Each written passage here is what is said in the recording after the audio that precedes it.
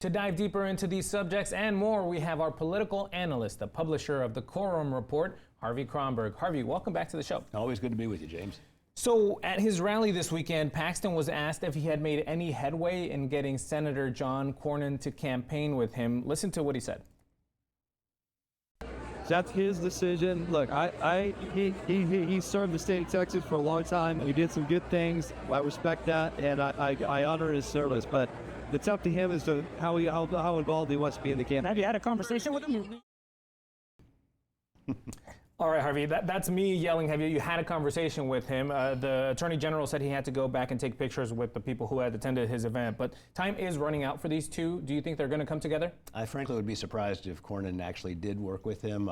His distaste for Paxton, I think, was not just a campaign distaste. I think it was visceral. He thinks he's ethically challenged. I'll just put it at that. Well, he said so on the campaign. This is a contest about character. But we also have some people from the Texas House of Representatives who led the impeachment charge that are now on the road with Representative Jeff Leach, we just had him on the show last week. Yeah.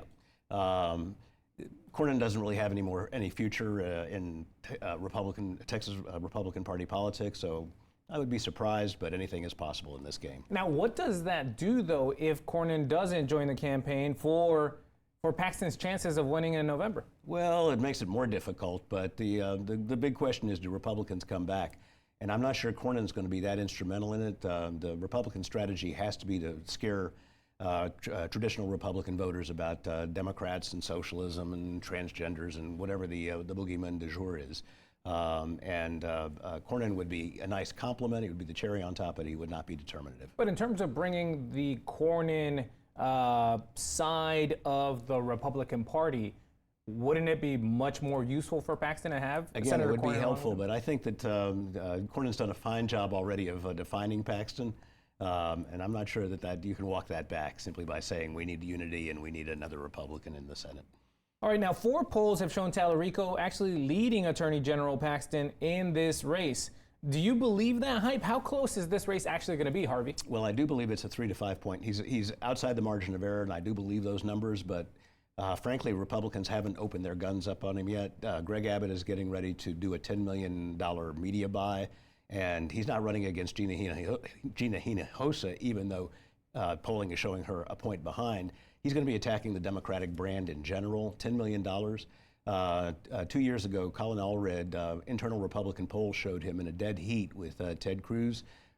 They turned the guns on, spent $10 or $15 million branding him as the candidate supporting boys and girls sports, and he ended up losing by double digits. So we'll see what the attack ads look like. But that's a strategy that you expect in the next 3 months heading into November. Oh, absolutely. I expect it in the next 2 weeks, actually.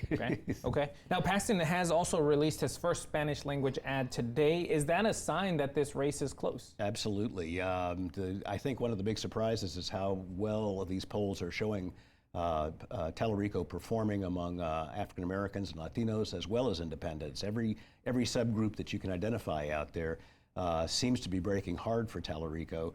At one point, Republicans had high hopes for the Hispanic vote, and they may be able to lure them back on cultural issues, but so far it's there's no indication that they're going to come back. All right, now I want to turn to data centers because, Harvey, this is becoming such a big issue. Now, both candidates in the Senate race have talked about this. Tallarico has unveiled a new plan. Ken Paxton, I asked him about this on Saturday, about President Trump saying it was a mistake for Texas to freeze data centers going forward. He said he didn't want to give an answer because he's going to be unveiling a plan soon. But why is this becoming such a big issue, and could it spell trouble for one of these candidates? It is trouble already for the Republicans. Clearly, you can see the governor is walking back his open door policy for AI centers. The polling on it is terrible for Republicans. Most dangerous of all is West Texas. West Texas has always been the savings account for Republicans. When Ted Cruz was in trouble against Beto O'Rourke in 2018, it was West Texas that saved him. Right now, the folks out in West Texas are angry. They're angry over a lot of things, but they're particularly angry over data centers, water, electricity, and it's beginning to leach into suburbs and the cities also. So this is an incumbent issue. It's not a matter of challenger versus or two ideologies, and this is one of those issues that can get incumbents fired. All right, we'll see how it all plays out. Harvey Kronberg, thanks so much for joining the program. Always a pleasure.